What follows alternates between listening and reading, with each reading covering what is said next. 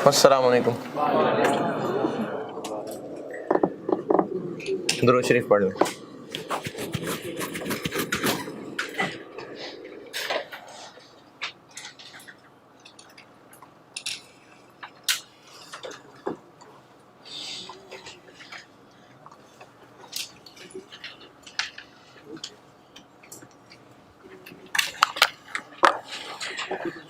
पिछली क्लास में जो वो सवाल कर रहा था ऑटम 17, उसकी रिक्वायरमेंट 2 का आंसर कर दिया था। रिक्वायरमेंट 1 का आंसर था ओवरहेड्स की एंट्रीज कर दें। तो ओवरहेड्स की एंट्रीज कर दें, एफओएच, कंट्रोल डेबिट, कैश, या पता नहीं एक्यूमुलेटेड एक्शन, या पता नहीं पेएबल। ये किसकी एंट्री है? एक्चुअल की।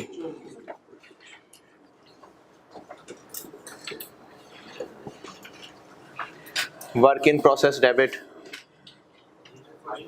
एफओएच कंट्रोल क्रेडिट, ये किसकी एंट्री है? अप्लाइड की।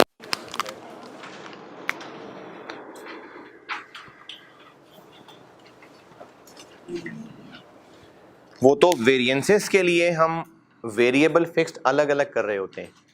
एंट्रीज में तो ओवरहेड्स हैं। ये वही मैं एंट्री कर रहा हूँ जो पहले बचपन में सिखाई हुई है। कितनी?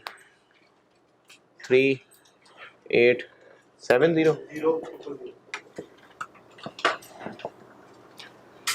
और चूंकि अंडर अप्लाइड है तो एफओएच कंट्रोल और क्रेडिट और डेबिट कॉस्ट ऑफ सेल को जाता है, लेकिन सवाल वाला कह रहा है शायद, या कुछ नहीं कह रहा, कह रहा है तो पी अंडर। ये पार्ट ए की रिक्वायरमेंट 1 का आंसर है। पीछे सोल्यूशन में कंपाउंड किया हुआ है, कंपाउंड कर लें, करना है तो मैंने आपको अलग अलग बता दिए।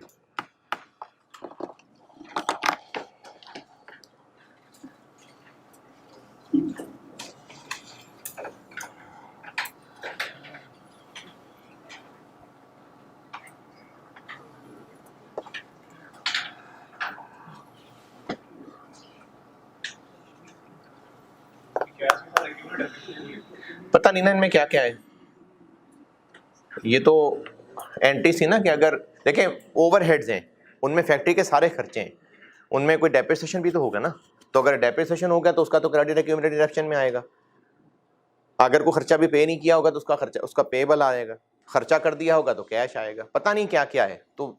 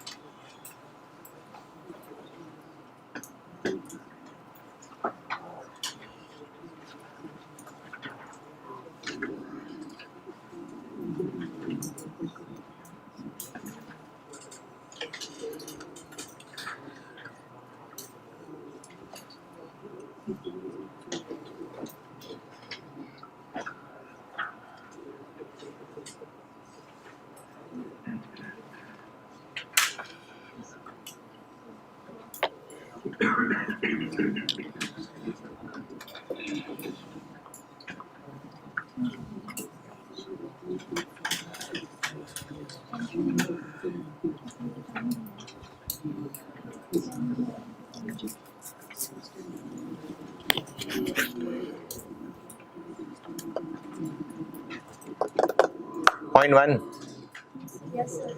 और पार्ट बी के आंसर क्या होगा?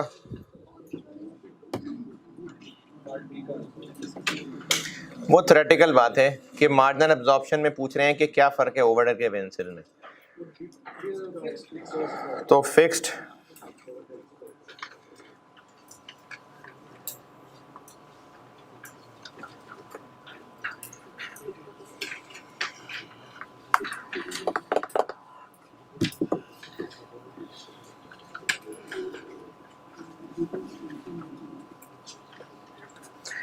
हाँ जी, क्या फर्क है? फिक्स्ड ओवरहेड वॉल्यूम वेरिएंस का, लेकिन 3 नंबर इस बात के हैं फिक्स्ड ओवरहेड वॉल्यूम वेरिएंस।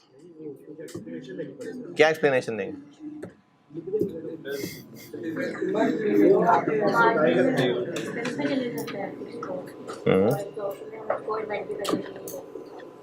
हाँ, मार्जिनल में फिक्स्ड ओवरहेड्स जो हैं वो प्रोडक्ट कॉस्ट का हिस्सा नहीं बनते हैं, जो इसलिए स्टैंडर्ड कार्ड का हिस्सा नहीं होते। एब्जॉर्प्शन में स्टैंडर्ड कार्ड का हिस्सा होते हैं, क्योंकि स्टैंडर्ड कार्ड का हिस्सा होते हैं तो फिर उन पर अप्लाइड भी कैलकुलेट होता है। तो वॉल्यूम वेरिएंस में अप्लाइड ही का मुकाबला होता है एक्चुअल के साथ, नहीं बजटेड के साथ। तो बस इसको थोड़ी बहुत अंग्रेजी में लिखेंगे तो उस बात के 3 नंबर हैं। अच्छा, अब ऐसा करते हैं कि वेरिएंस में करते हैं प्रोसेस को मिक्स। वेरिएंस में प्रोसेस मिक्स है जी? नहीं, अभी है, अभी मटेरियल के हैं 2 वेरिएंस, मिक्स और यील्ड। वो एक नया कॉन्सेप्ट है और जितना कर लिया रिवर्स कैलकुलेशन भी है, यानी आपको वेरिएंसेस बताए होंगे और उल्टा चलना होगा, तो ये भी है। बस यही है। अब वेरिएंस में मिक्स करने लगा हूं मैं प्रोसेस को।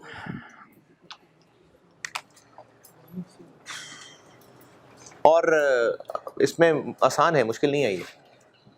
प्रोसेस मिक्स करना मुश्किल काम नहीं है। अभी वो एक फार्मूला बताऊंगा और एक सवाल कराऊंगा, बस ये है आज का काम। अब उस सवाल कराने में 2 घंटे लगे तो और बात है, लेकिन बस एक सवाल। प्रोसेस मिक्स करने लगा, उसका कॉन्सेप्ट समझ लें।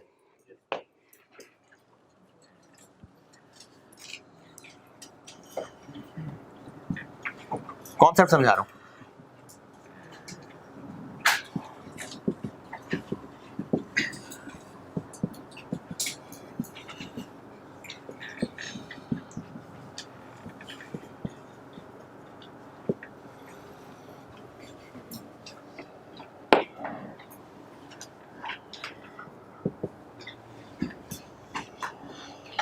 क्लोजिंग वर्किंग प्रोसेस 3000 यूनिट्स हैं और ये 60% कंप्लीट है।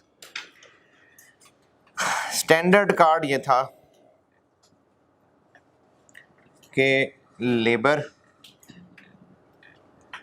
3 घंटे लगने चाहिए एक यूनिट पे और रेट है 20 रुपए पर आवर, ये स्टैंडर्ड था। और इस महीने जो एक्चुअल आवर्स लगे वो लगे 20,200। नहीं,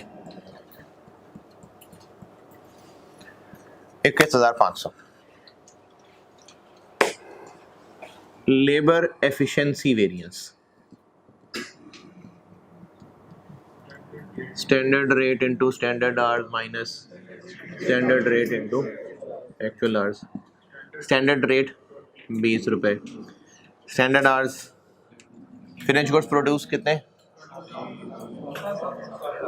7,000 ना, तो स्टैंडर्ड आवर्स कितने हो गए 21,000 माइनस 20 इंटू 21,500। तो इससे जो आंसर आया वो एडवर्स आ गया। एडवर्स का मतलब 10,000। एडवर्स का मतलब ये हुआ कि लेबर ने काम अच्छा नहीं किया, उन्होंने जितना टाइम लगाना चाहिए था उससे ज्यादा टाइम लगाया। कोई एतराज इस कैलकुलेशन पे? गौर करें, है एतराज है। क्या 60%? हमने इस 7,000 को 3 से मल्टीप्लाई किया और 21,000 बना दिया, यानी हमने कहा कि 21,000 घंटे लगने चाहिए थे और इतने घंटे लगे। तो हम जो स्टैंडर्ड कैलकुलेट कर रहे हैं वो हम 7,000 पे कैलकुलेट कर रहे हैं, जबकि जो एक्चुअल आवर्स हैं वो इन 7,000 पे भी हैं और 3,000 पे भी हैं। तो ये 3,000 पे भी हुआ हुआ काम है, वो 21,500 है। तो ये फेयर कंपैरिजन नहीं है। यानी हम क्या कर रहे हैं, हम लेबर के 7,000 यूनिट्स पे जो काम होना चाहिए था उसको कंपेयर कर रहे हैं जो उसने 7,000 प्लस कुछ 3,000 पे भी काम किया हुआ। ये फेयर नहीं है। अब या तो इसको भी 7,000 का बनाएं या फिर इसको भी एडजस्ट करें तो कंपैरिजन फेयर होगा। इसको कैसे एडजस्ट करें? ये 21,000 क्या है अभी? 7,000 पे जो लगने चाहिए थे, तो फिर 7,000 पे तो चलो ठीक है, इतने लगने चाहिए थे, लेकिन 3,000 का 60% काम भी तो हुआ है ना, इस पे भी लगने चाहिए थे।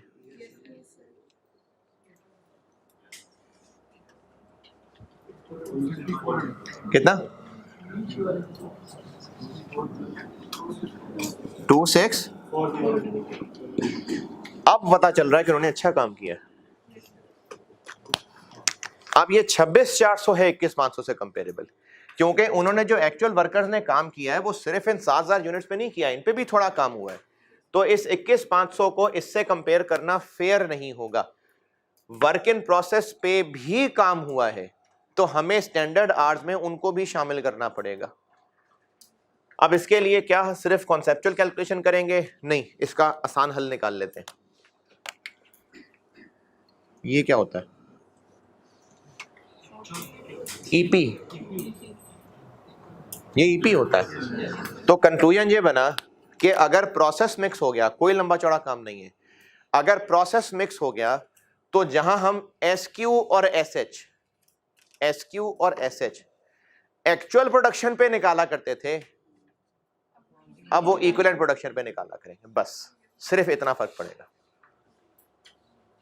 मैंने मिसाल क्लोजिंग की दी है, ओपनिंग की भी मिसाल हो सकती है। बताने का मकसद, आपको एक क्लोजिंग की मिसाल देके पॉइंट कन्वे कर दिया मैंने, वरना तो मिसालें मैं बार बार मटेरियल की भी बना लेता हूँ, वेरिएबल ओवर की भी बना लेता हूँ। पॉइंट ये है कि अभी तक हम सारा काम जो कर रहे थे वो प्रोडक्शन पे कर रहे थे, जबकि वर्क इन प्रोसेस पे भी थोड़ा बहुत काम हो चुका हुआ है।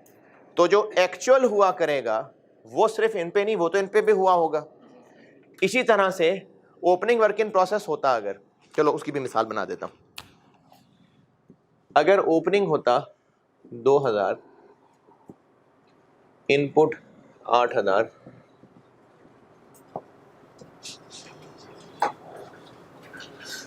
और ये जो 2,000 है ये 80% कंप्लीट थे।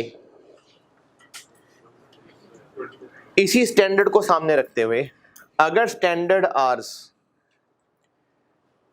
हमने किए 3 × 10 और लेबर ने एक्चुअल आवर्स लगाए हुए 29,000, तो लगेगा कि शायद लेबर ने अच्छा काम किया है। हालांकि इसमें गलत क्या हो रहा है, क्योंकि वो 2,000 इस 10 में शामिल हो गए, इस महीने में ही थोड़ी काम हुआ है, अच्छा खासा काम तो पहले ही हो चुका हुआ था। तो अब तो वर्कर को बस थोड़ा सा काम और करना था। तो अब अगर स्टैंडर्ड लेना है तो वो ये लेना चाहिए था कि इस पे पूरे और इस पे सिर्फ 20%, यानी असल में होना चाहिए था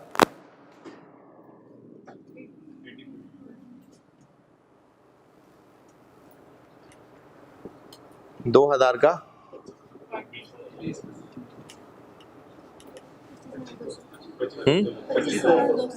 अब पता चल रहा है कि लेबर ने क्या किया। तो अगर प्रोसेस मिक्स हो गया तो फर्क सिर्फ इतना पड़ेगा कि जो SQ और SH निकाला करते थे वो अब एक्चुअल प्रोडक्शन की बजाय इक्विवेलेंट प्रोडक्शन पे निकाला करेंगे।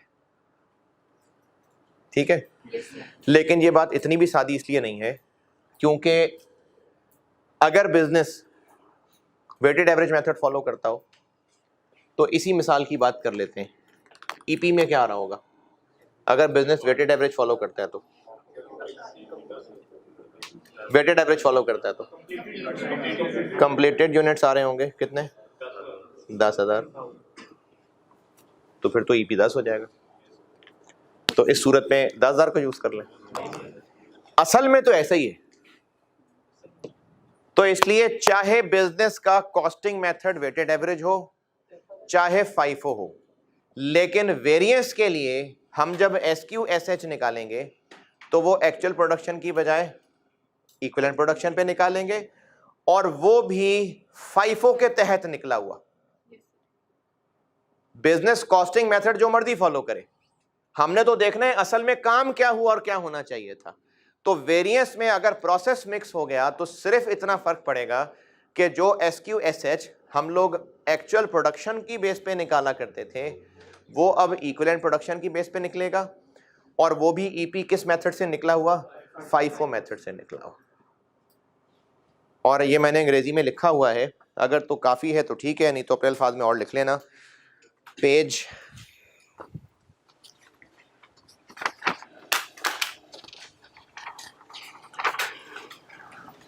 पेज 8 के एंड पे आखिरी बुलेट पॉइंट,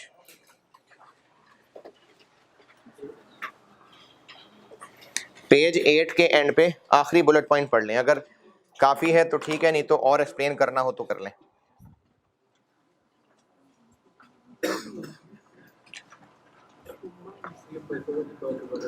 है जी, FIFO वाली बात दोबारा सुन लें।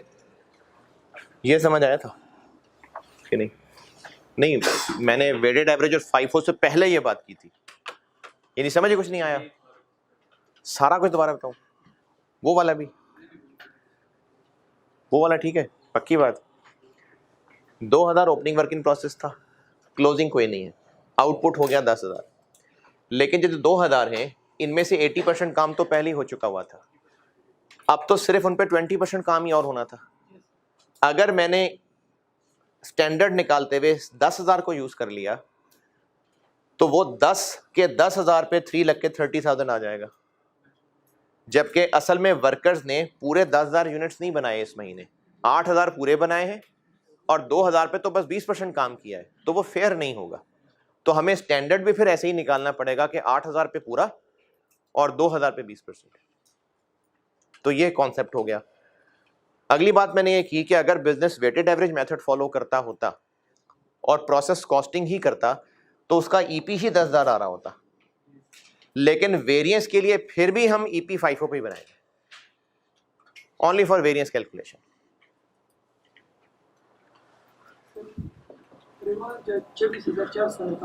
जी जी, तो हम इस तरह कर सकते हैं कि 30 जो 10,000 यूनिट्स हैं उसको 3 से मल्टीप्लाई करेंगे, इतने ओवर्स लगनी चाहिए इनपुट जो हमने की थी यूनिट। अच्छा, और जितना काम 3,000 पे नहीं हुआ वो सिर्फ उससे माइनस कर रहे हैं, इतना नहीं हुआ 10,000 में। लेकिन ये तो तब है ना कि अगर आप सिर्फ क्लोजिंग है, ओपनिंग भी होगा बीच में या नॉर्मल भी होगा, तो फिर किस किस को माइनस करेंगे, तो इसलिए ईपी।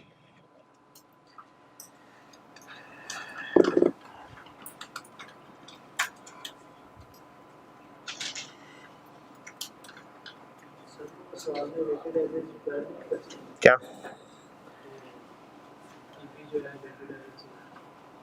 मैक्सिमम होगा भी क्या कि वो सवाल 2-3 पार्ट्स में होगा, जो बात आप कर रहे हैं।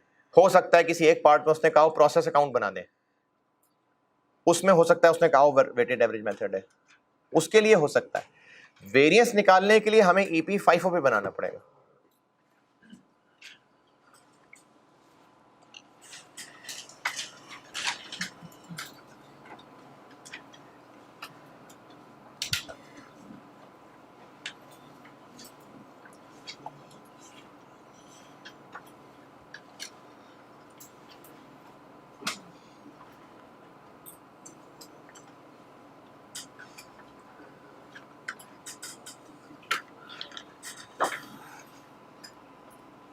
आदि वो पॉइंट पढ़ने को कहा था,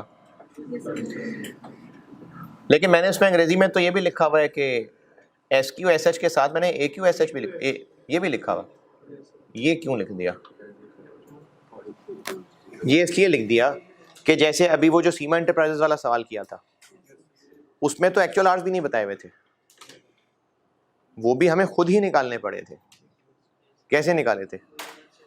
2.4 को 0.95 किया था, फिर इसको एक्चुअल प्रोडक्शन से मल्टीप्लाई किया था, तो उसको भी फिर अब एक्चुअल प्रोडक्शन की बजाय ईपी से मल्टीप्लाई करें। हो सकता है एक्चुअल आवर्स एक्चुअल क्वांटिटी भी ना बताई हो, वो भी खुद निकालनी पड़े, जैसे सीमा वाले सवाल में निकाली थी। तो उसमें भी हमें टोटल मल्टीप्लाई करने के लिए एक्चुअल प्रोडक्शन की बजाय ईपी लेना होगा। ये इसलिए मैंने SH और AH दोनों लिखे हैं। पॉइंट पढ़ लिया?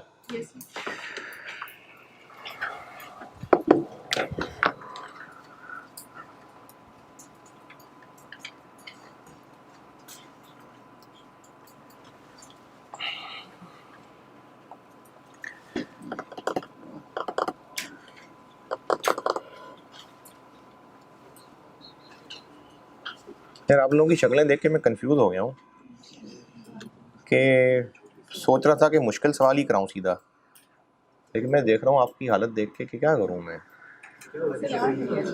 है समझ आ गई, मुश्किल ही कराऊं सीधा।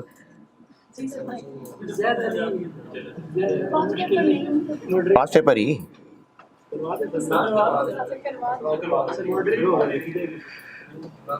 या पहले आसान कराऊं फिर मुश्किल कराऊं? स्टेप बाय स्टेप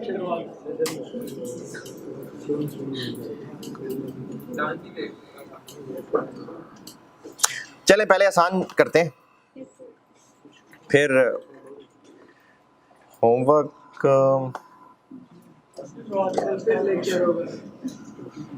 चले पहले आसान करते हैं, कोई बात नहीं, पहले आसान कर लेते हैं। Autumn 15, autumn 15, autumn 15 question number 4।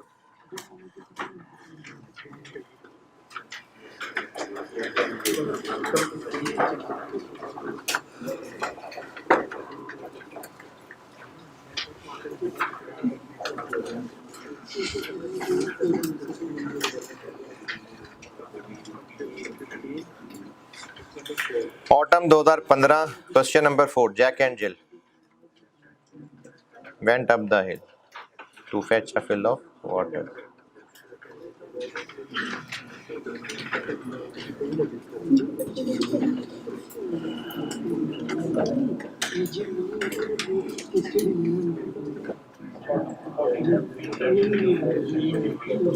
Autumn 15 सितंबर 2015 क्वेश्चन नंबर 4।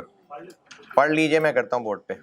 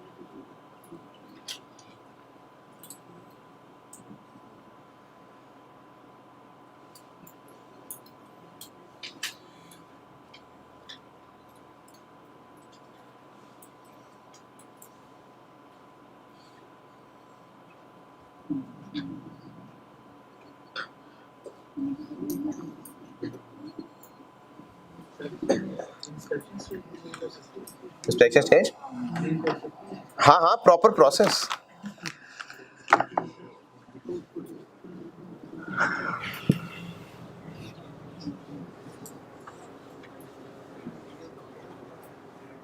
है जी,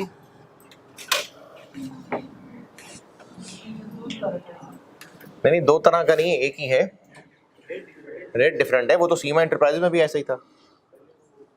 ओपनिंग पड़ा हुआ था वॉर रेट था, जो परचेजेस था वॉर रेट था। मटेरियल एक ही तरह का है।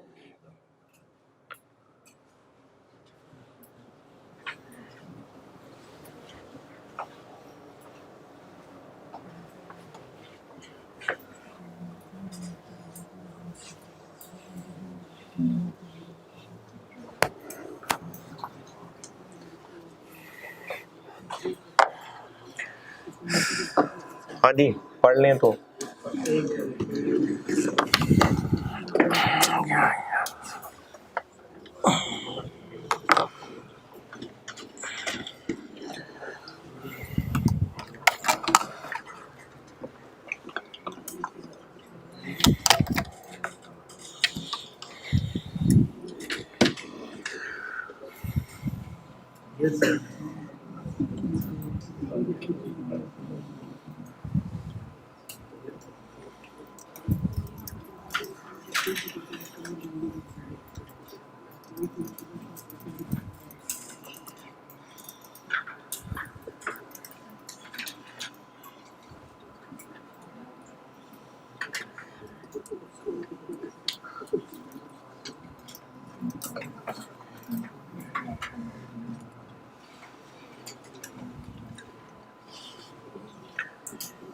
जी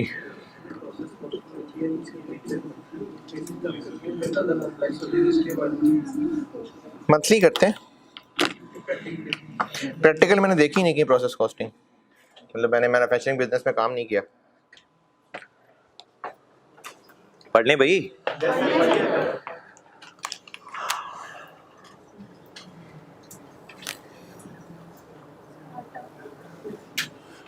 हाँ सितंबर बॉटम।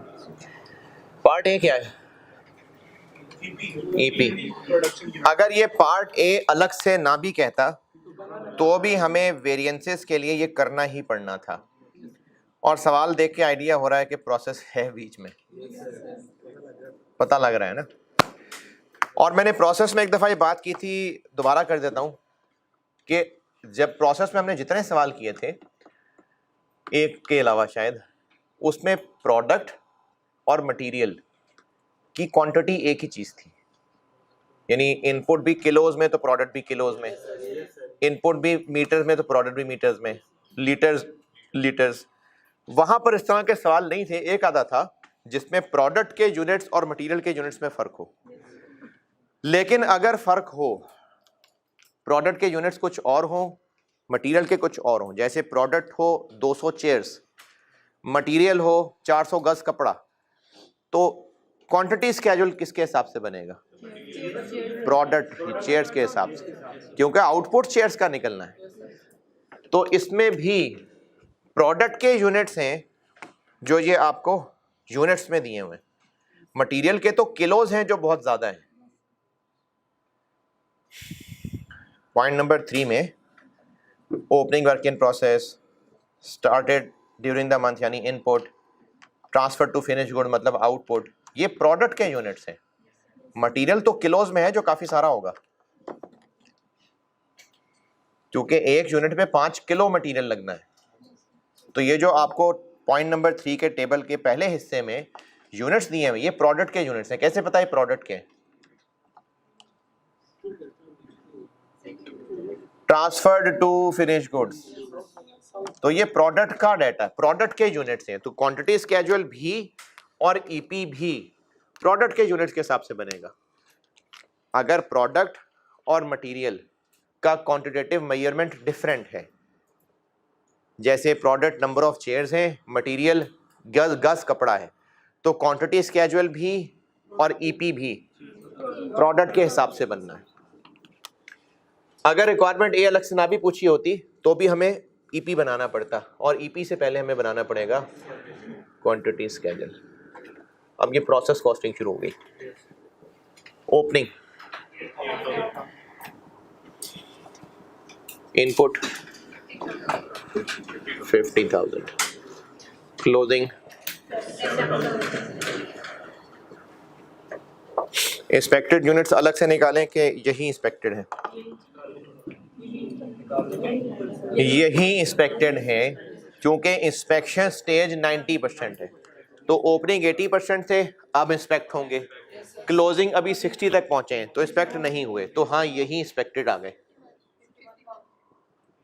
इसी के ऊपर लग जाएगा नॉर्मल लॉस कितने परसेंट?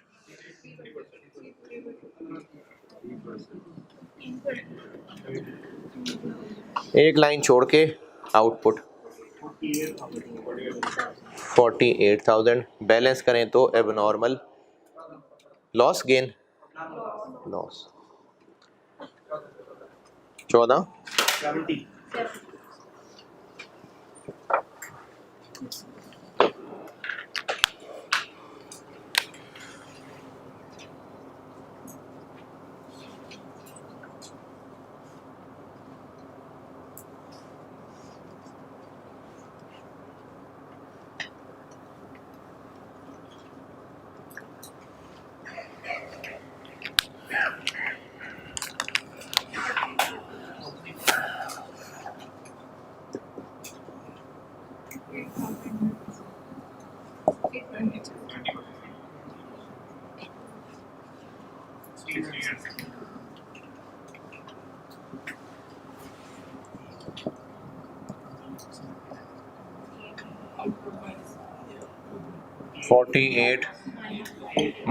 8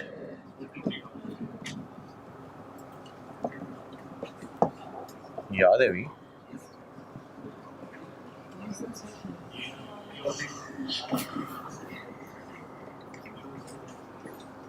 असल में इस पे इतनी मेहनत इसलिए कराता हूँ कि कुछ तो खुश जाएं आप कॉस्ट से।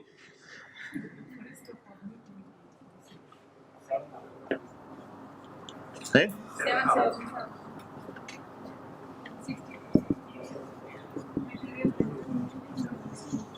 क्योंकि सीवीपी से ना लोग खुश जाते नहीं है वापस।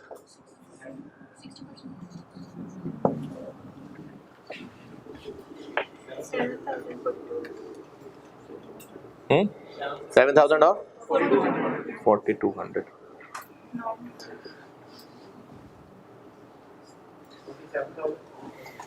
कुछ लोगों को सीवीपी पसंद आ जाता है और वो कहते हैं दोबारा पढ़ना है, फिर दोबारा आ जाते हैं। 45,800 नहीं लिखा, मैं भी उनके दिल मुतमईन नहीं हो रहा। Abnormal loss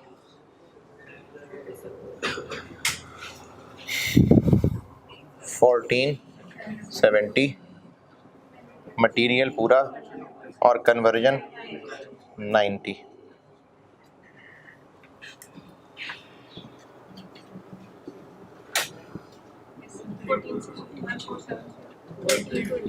one three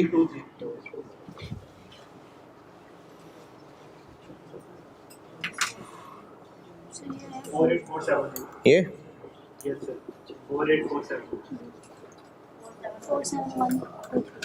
2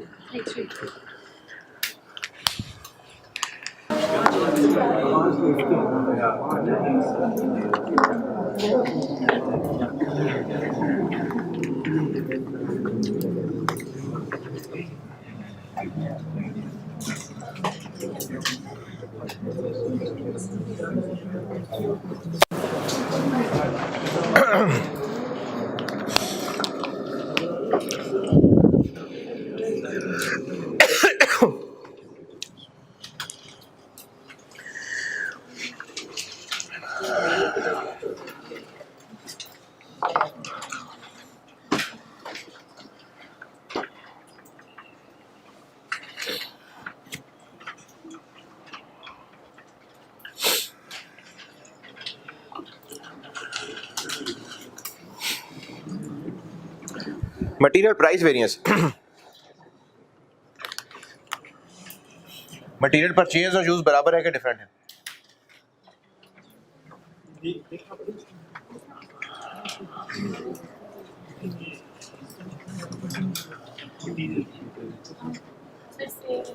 same ही है, कोई परचेजेस तो बताई नहीं है कहीं, तो बस सेम है।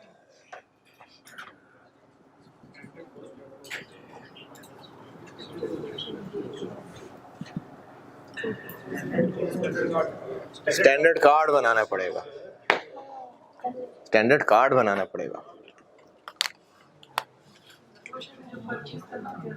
क्या जी? तो बस परचेज यूज बराबर है, बनाना पड़ेगा कि बना हुआ है प्रॉपर?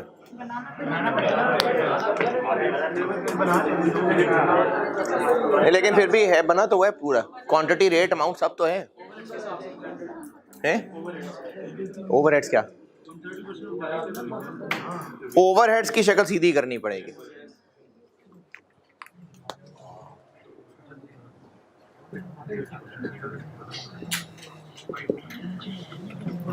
टोटल भी करना है तो चले कर लें, इस सवाल में टोटल की जरूरत नहीं है वैसे। मटेरियल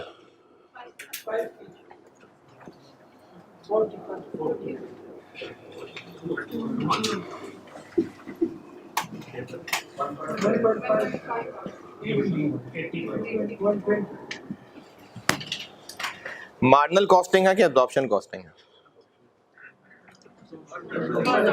कैसे पता? स्टैंडर्ड कार्ड में तो फैक्ट्री ओवरहेड लिखा हुआ है, क्या पता है सिर्फ वेरिएबल हो? नहीं, FIFO मेथड का इससे क्या ताल्लुक है? पॉइंट नंबर 2 में लिखा हुआ है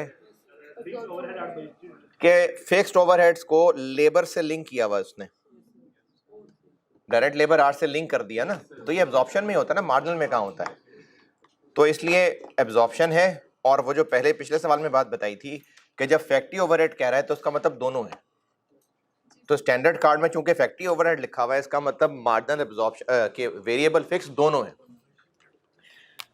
तो दोनों तोड़ के लिखने पड़ेंगे या एक भी काफी है?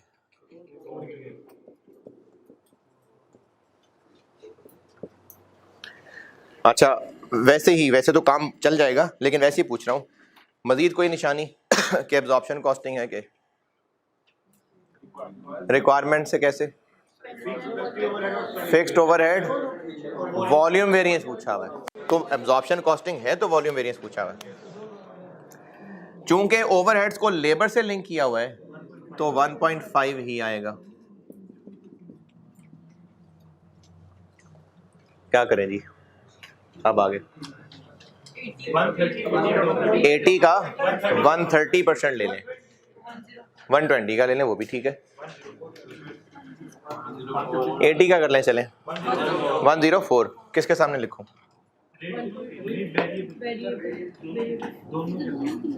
ये तो दोनों के लिए, यानी दोनों 104 नहीं है, दोनों का टोटल है, ये दोनों का टोटल 104 है।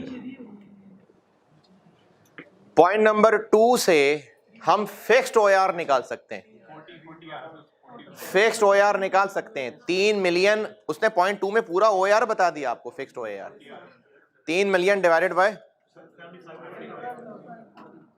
40, तो फिर ये क्या हुआ 64।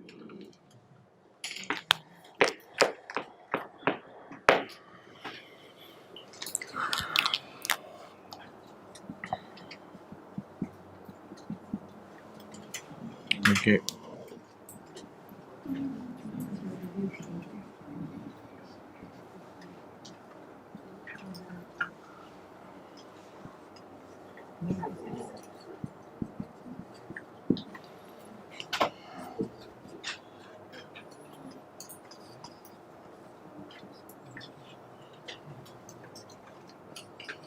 पॉइंट नंबर 2 में ये फिक्स्ड ओआर ही बताया हुआ है, ये ओआर ही होता है ये।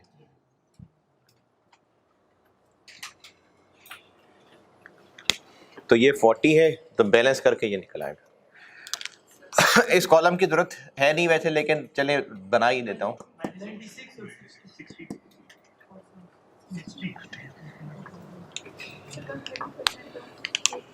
130% ऑफ, क्योंकि उसने कहा था लेबर का 130% है। 130% ऑफ लेबर लिखा तो है,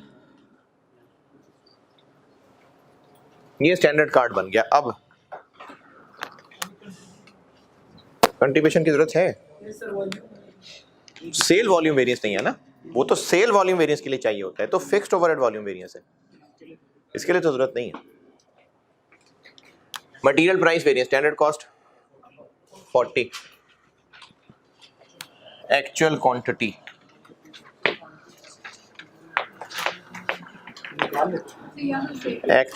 स्टैंडर्ड क्वांटिटी नहीं, एक्चुअल क्वांटिटी है।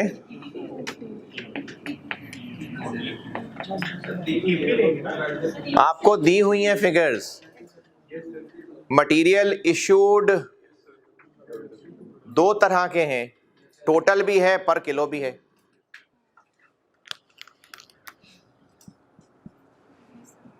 एक कितना है 38 रुपए, टोटल कितना है 19 मिलियन जो है ये 38 रुपए वाला है, और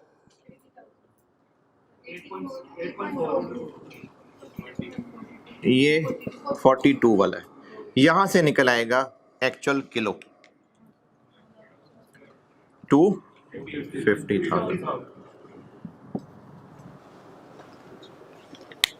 आपको अमाउंट बताई हुई है और किलो का रेट भी बताया हुआ, ये निकल आया AQ 250,000 माइनस ये क्या है, इनको ऐड कर लें ये एक्चुअल मटेरियल कॉस्ट ही है ना, इनको ऐड कर लें। 1 0 3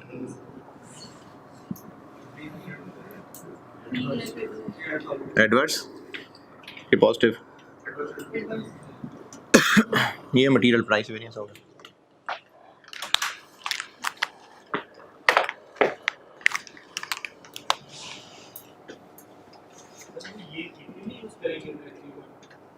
वो तो मजबूरी हो तो करेंगे ना, अब तो बता दिया उसने कितने किलो है, तो बता दिए ना। वो तो मैंने कहा था कि अगर कुछ ऐसा कहा होता जैसे वो सीमा एंटरप्राइजेस वाले में था कि उसमें आपको एक्चुअल आवर्स नहीं बताए थे, ये कहा था कि स्टैंडर्ड से 5% कम है, तो वो निकालने पड़ने थे, उसको फिर निकाला भी था 12,000 यूनिट से मल्टीप्लाई करके। अगर वैसा होता तो फिर हम 12,000 से मल्टीप्लाई करने की बजाय ईपी से मल्टीप्लाई करते। Material usage variance into standard quantity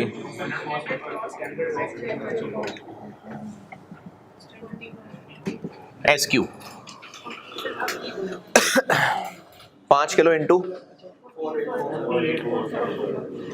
material के लिए ये, और लेबर और ओवरहेड्स के लिए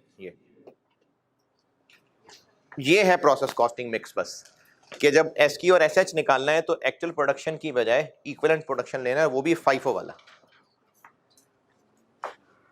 SQ हो जाएगा 48470 इंटू 5, ये है SQ, माइनस 40 इंटू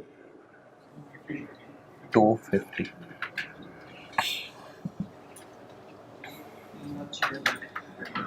तीन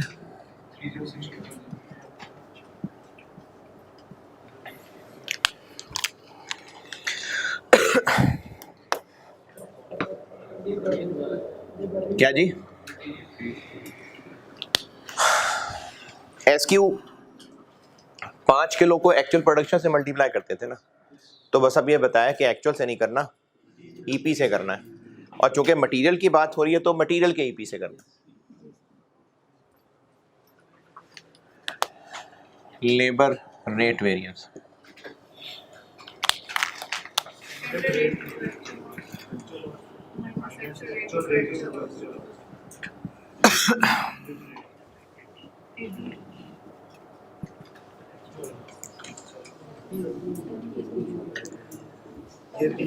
$84 रेट दिया हुआ है और लेबर कॉस्ट दी हुई है, तो डिवाइड कर लेंगे तो 8 निकल आएंगे, 72,000। और ये 60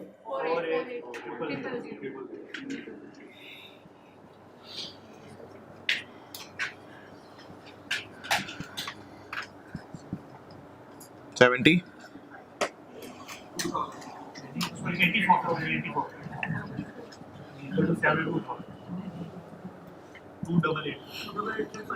पॉजिटिव, सारी एडवर्स।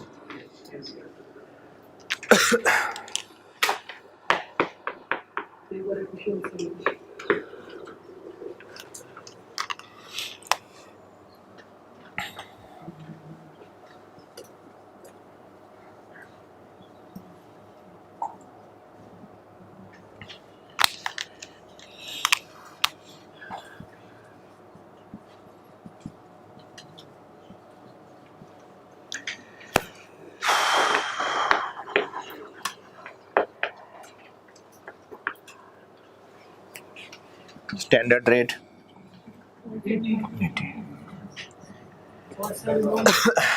1.5 इंटू 47123,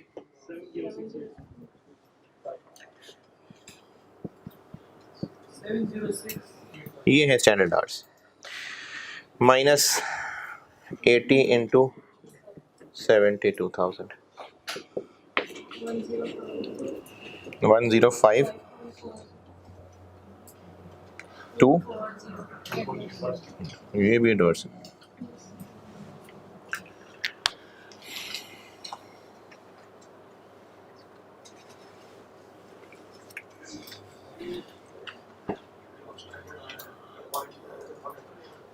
नहीं पूरा कर लें, खैर है, पाउंड में भी कर लें, कोई मसला नहीं। क्या पूछना कुछ?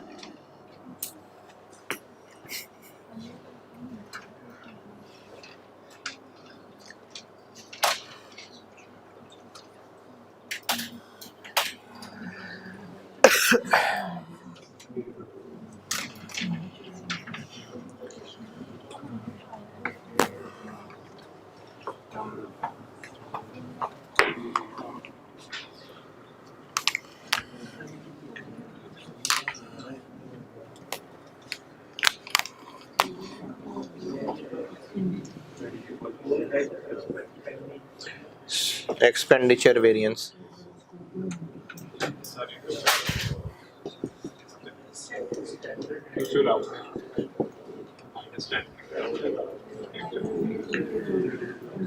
चूंकि लेबर से लिंक्ड हैं तो वो आर्स निकले हुए हैं।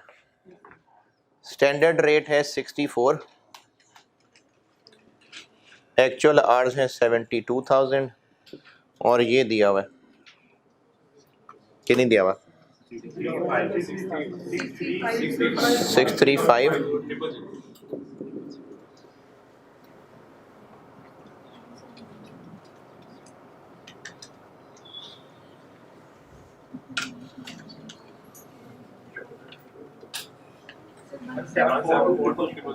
वन 742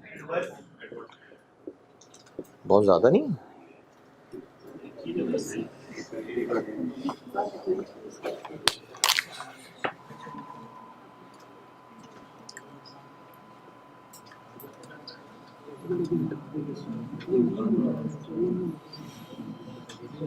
सही है। 3,03,6 288 105।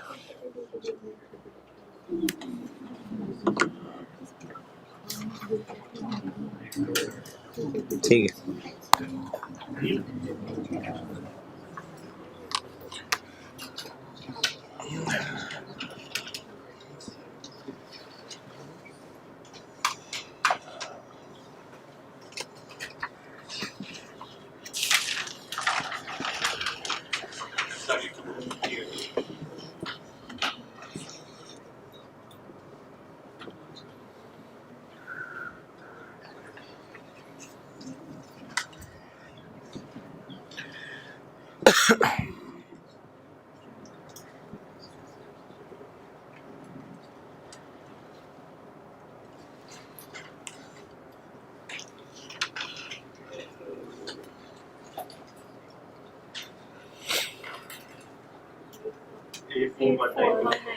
एट 419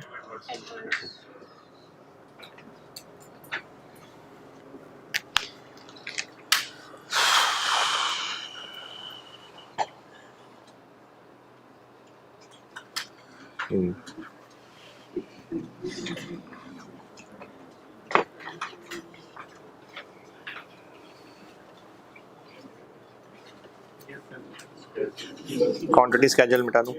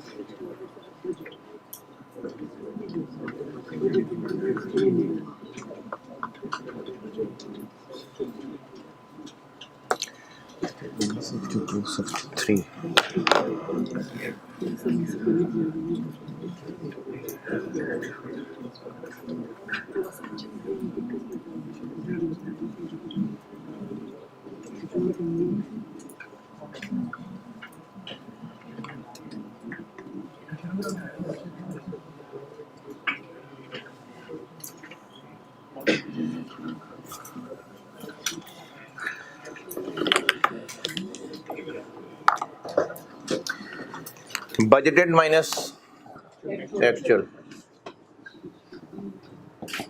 बजटेड भी दिए हुए हैं, एक्चुअल भी दिए हुए हैं। बजटेड है 3 मिलियन, 2850 150,000 एडवर्स। अच्छा अच्छा अच्छा, नहीं वो आदत हो गई थी ना एडवर्स करते करते। Fixed overheads volume variance,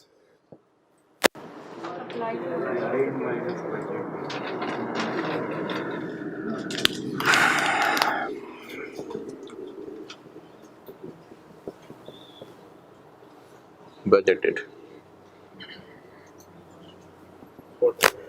40 into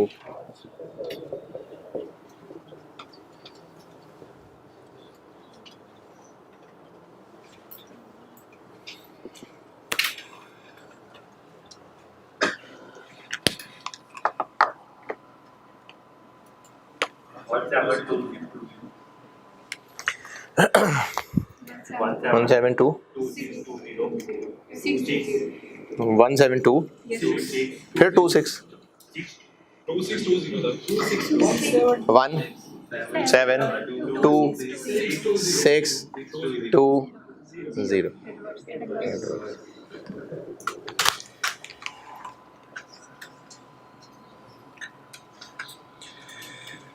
सही है, ये भी सही है। ये हो गया प्रोसेस मिक्स का आसान सवाल।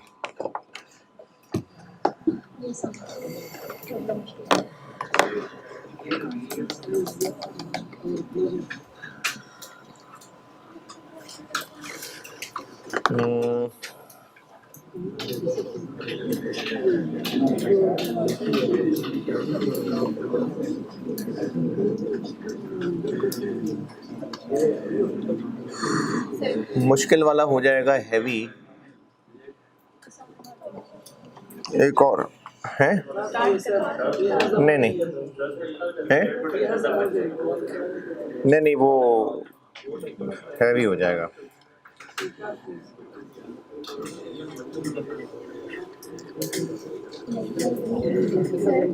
देख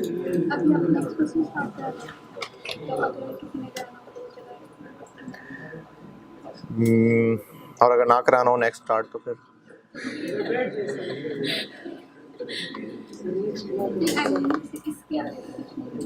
मैं वही सोच रहा हूँ। नहीं नहीं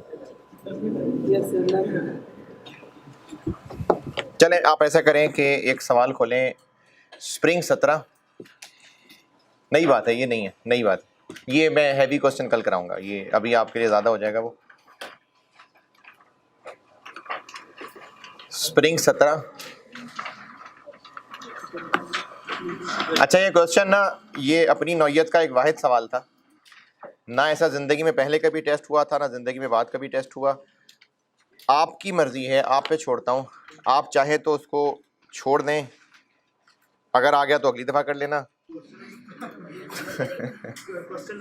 चाहे कर लें। Spring 17 question number 6।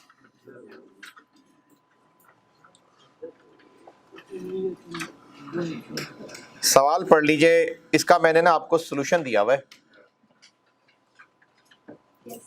ये अभी आज पेज बांटा है, और ऑनलाइन वालों के लिए वो सॉल्यूशन आपके कोर्स में रखा है। सवाल पढ़ लीजिए, मैं इसको सॉल्व तो नहीं कर रहा, बस सॉल्यूशन दिखा के डिस्कस कर रहा हूँ है?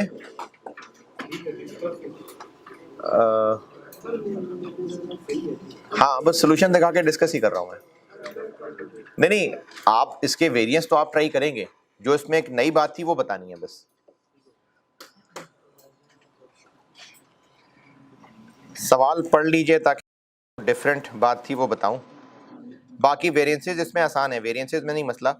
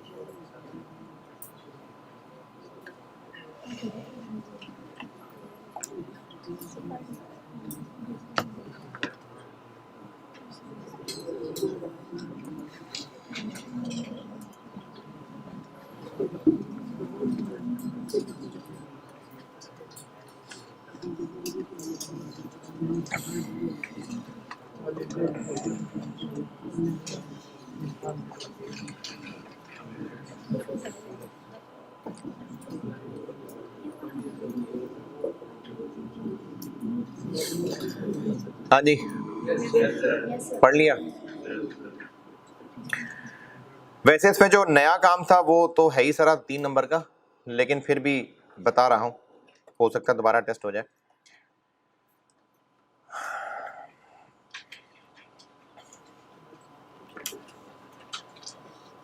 स्टैंडर्ड कार्ड टूटा फूटा दिया हुआ है, जैसे बिल्कुल अभी सवाल में था। मटेरियल, लेबर दिया हुआ है और ओवरहेड मिला के दिए हुए हैं। जिस तरह अभी सवाल में तोड़े थे बिल्कुल वैसे ही तोड़ना है। तो स्टैंडर्ड कार्ड तो बिल्कुल ऐसे ही बनेगा जैसे अभी सवाल में तोड़ा था। उसके अलावा आपको एक्चुअल डाटा दिया हुआ है। अच्छा, प्रोसेस नहीं है, ये प्रोसेस मिक्स नहीं है। प्रोसेस मिक्स वाला जो तगड़ा सवाल है वो कल मैं खुद ही क्लास में करूंगा, ये बगैर प्रोसेस वाला है। एक्चुअल डाटा दिया हुआ है और पॉइंट नंबर 5 जिस तरह पिछली क्लास में के अप्लाइड निकालने तो एक्चुअल निकल आएंगे, या एक्चुअल से अप्लाइड, यानी एक रास्ता मिल गया एक्चुअल से अप्लाइड तक जाने का। नई बात इसमें पॉइंट नंबर 6 है और पार्ट ए है। ये एक नई चीज है जो सिखानी है आपको।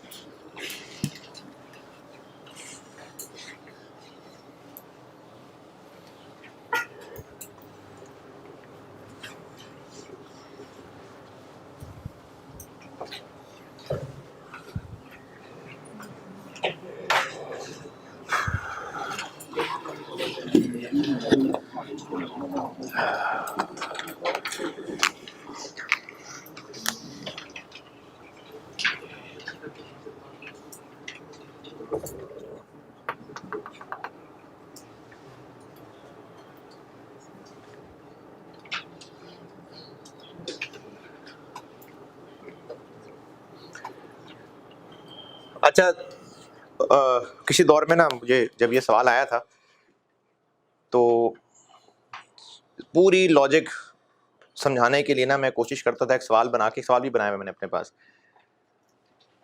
पूरा रीजन जस्टिफाई करता था। मुझे तकरीबन पूरी क्लास लग जाती थी उसमें। फिर एंड पे यही रिमार्क्स होते थे, सर करना क्या ये बताएं। तो फिर मैंने वो बतानी छोड़ दी, क्योंकि ना वो बहुत गहरी बात है, उसको इतना को खास फायदा हासिल नहीं हो रहा। तो मैं थोड़ा सा बता रहा हूँ, थोड़ा सा, उसके बाद करना क्या है वो भी बता दूंगा। किसी ने वैसे पीएचडी करनी हो तो मेरे पास सवाल बना हुआ है, वो अलग से पूछ लीजिएगा। पहले भी वो जब नॉर्मल गेम था वो भी कोई 3-4 लोग आए थे पूछने, इस सेक्शन में से तो कोई भी नहीं आया था। सुबह वाले में से आए थे 2 लोग, इस सेक्शन में से भी चले आए थे। तो इसमें से भी थोड़ा सा बता रहा हूं, अगर उसको मजीद जानना हो तो अलग से पूछ लीजिएगा। अगर ये थोड़ा सा बता के समझ आ गया तो काफी है, अगर ये थोड़ा सा बता के भी समझ ना आया तो फिर पूरे सवाल से भी समझ नहीं आना। तो करना जैसे है वो बता दूंगा। बजट बनाया था कि 500 यूनिट्स प्रोड्यूस करेंगे और 50 यूनिट्स बच जाएंगे, 450 बेचेंगे, ये बजट बनाया था। और एक्चुअल भी कुछ ऐसे ही हुआ कि 500 बनाए, 50 बच गए और 450 बेच दिए।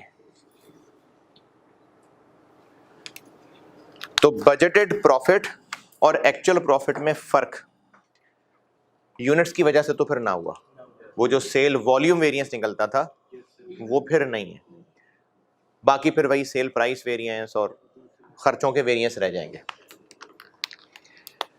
जो भी वेरिएंसेस निकाल रहे होते हैं, वेरिएंसेस वो किसके ऊपर, किन यूनिट्स पे बेस करके निकाल रहे होते हैं? प्रोडक्शन वाले, एक्चुअल प्रोडक्शन वाले।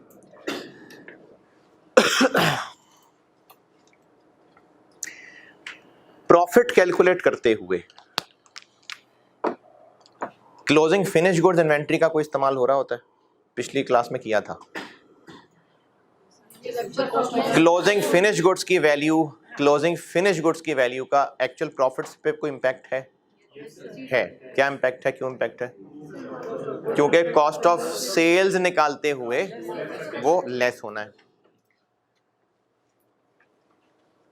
अगर inventory, closing inventory valued at standard cost हो, अगर closing finish goods inventory valued at standard cost हो, तो बजटेड प्रॉफिट और एक्चुअल प्रॉफिट में ये मसला नहीं करेगा।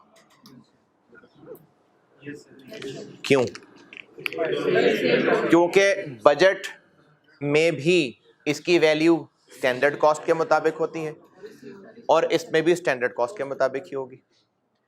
दोबारा, अगर closing finish goods valued at, ये मैंने यूनिट्स लिखे हुए सामने, अगर closing finish goods valued at standard cost हुए तो एक्चुअल प्रॉफिट में भी इनकी स्टैंडर्ड कॉस्ट इस्तेमाल हो रही होगी और बजटेड प्रॉफिट में तो होती ही स्टैंडर्ड कॉस्ट है, यानी क्लोजिंग फिनिश गुड्स मसला क्रिएट नहीं कर रही होंगी।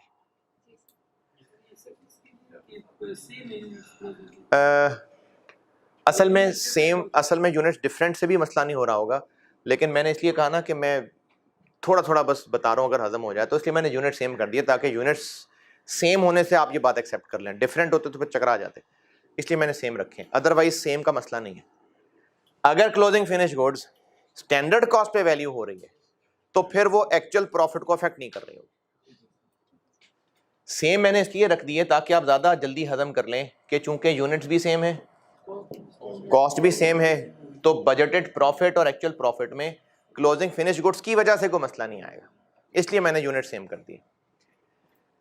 लेकिन अगर closing finish goods valued at actual cost हुई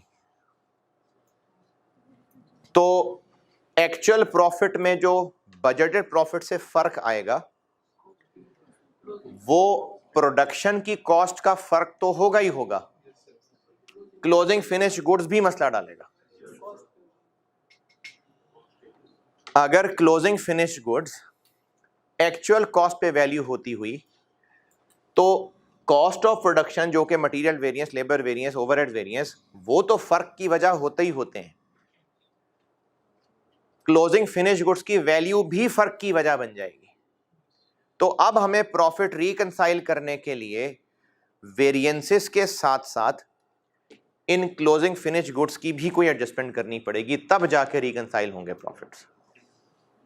अगर इतनी बात थोड़ी सी भी समझ आई तो बस अल्लाह का शुक्र है।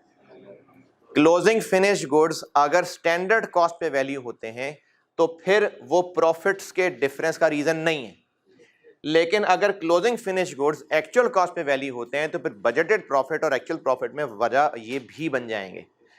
जितने वेरिएंसेस थे वो इसको कवर कर रहे थे, इसके लिए हमें एक और एडजस्टमेंट डालनी पड़ेगी।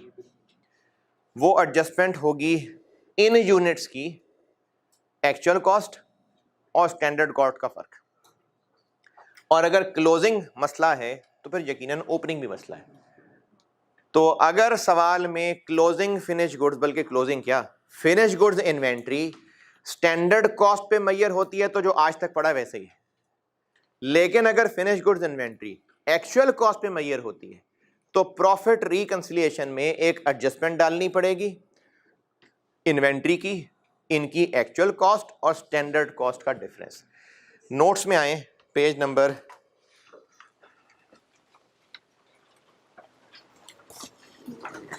आखिरी 10, page number 10, page number 10 top पे एग्जाम नोट्स, तीसरा बुलेट पॉइंट।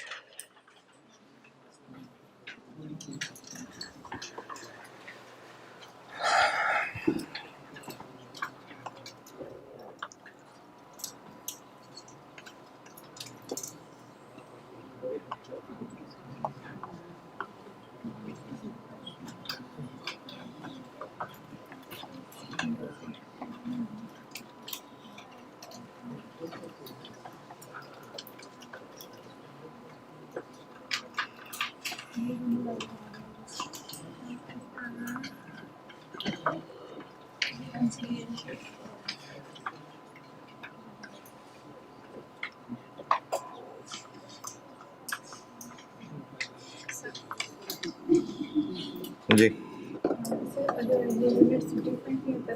तो भी कोई मसला नहीं। मैंने तो सिर्फ आपको इसलिए वो यूनिट सेम करके दिए हैं ताकि आप इसको ज़रा आसानी से एक्सेप्ट कर लें। अदरवाइज़ मैं बजट का क्लोजिंग स्टॉक रखता भी ना फिर भी ये क्लोजिंग स्टॉक एक्चुअल वाले सिर्फ तब मसला करेंगे अगर वैल्यूड एट एक्चुअल कॉस्ट है। और सर जो है अगर उनको एक्चुअल कॉस्ट पे रख रहे हैं वो उसी वजह से क्लोजिंग की वजह से भी डिफरेंस हो रहा है, जिस वजह से जो यूनिट्स प्रोड्यूस थे उनकी जो थी कॉस्ट, मतलब उनकी वजह से जो फर्क पड़ा था, सेम रीज़न है इसमें डिफरेंस होने का, क्योंकि वो एक्चुअल कॉस्ट पर है। मटीरियल वेरिएंस की बात करें, सर मेरा सवाल ये है कि क्लोजिंग की वजह से डिफरेंस भी उन्हीं बेसिस की वजह से आ रहा है जो प्रोडक्शन में डिफरेंस की वजह से। प्रोडक्शन में तो मटेरियल कॉस्ट, लेबर कॉस्ट वगैरह। अच्छा, अगर आप ये कह रही हैं कि वो चूंकि असल कॉस्ट कम ज़्यादा आई हुई हैं, हाँ तो ठीक है, क्लोजिंग फिनिश गुड में भी वही कॉस्ट ही आई हुई है ना। एडजस्टमेंट क्या करनी है, ये एक लाइन लिखनी होगी। फार्मूले का भी ख्याल रखिएगा कि पहले क्या रखना है माइनस से और बाद में क्या रखना है, ताकि आंसर जो प्लस माइनस आए उसके मुताबिक लिख दें। है ये इन्वेंट्री की एडजस्टमेंट। चलें अब सवाल पे आते हैं। एक ये नई चीज़ थी इसके अंदर,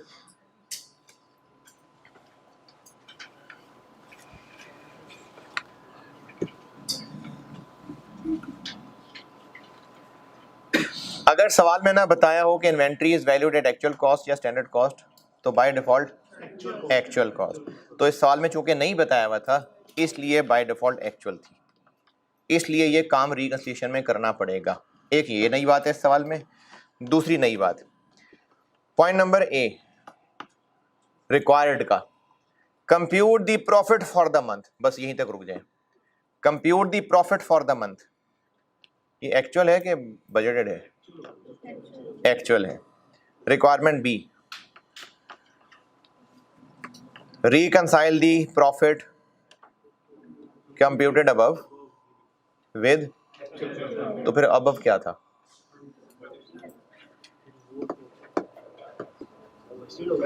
नहीं, वो बजटेड भी नहीं था, वो बजटेड भी नहीं था। वो क्या था? Part A, compute the profit for the month, है तो for the month of December, लेकिन यूजिंग स्टैंडर्ड मार्जिनल कॉस्टिंग। इसका मतलब यह है कि जितने यूनिट्स एक्चुअली बिके उन पे सिर्फ स्टैंडर्ड की प्राइसेस लगा के देखें कितना प्रॉफिट होना चाहिए था। जैसे ये भी तो यही चीज है कि जितने यूनिट्स असल में बने उनके लिए क्या कॉस्ट होनी चाहिए थी। जितने यूनिट्स असल में बने उनके लिए क्या कॉस्ट होनी चाहिए थी। ये मतलब है इस बात का कि आप यूनिट्स तो वो यूज करें जो असल में बेचें, लेकिन उनकी जो प्राइसेस यूज करें वो स्टैंडर्ड वाली। ये पार्ट ए का मतलब है। ये जिंदगी में पहली और आखिरी दफा इस तरह से पूछा था है।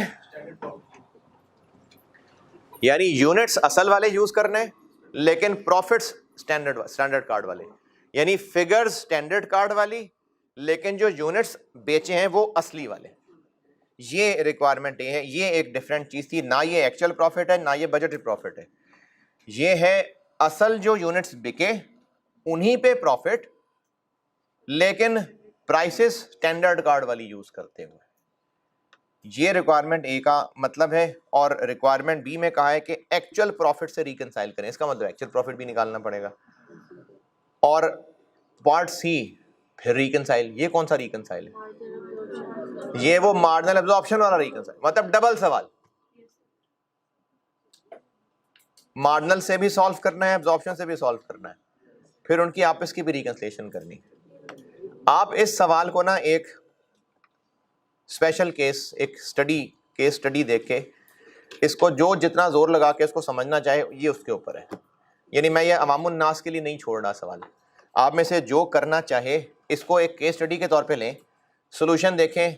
हाँ, वेरिएंसेस खुद ट्राई करने और ज़रूर करें, कम से कम वेरिएंसेस की प्रैक्टिस तो हो जाएगी। यानी इसमें वेरिएंसेस का मसला नहीं है। तो अगर आप इसको वेरिएंसेस की प्रैक्टिस के लिए करना चाहें ज़रूर करें, छोड़ना चाहें सवाल को आपकी मर्जी है।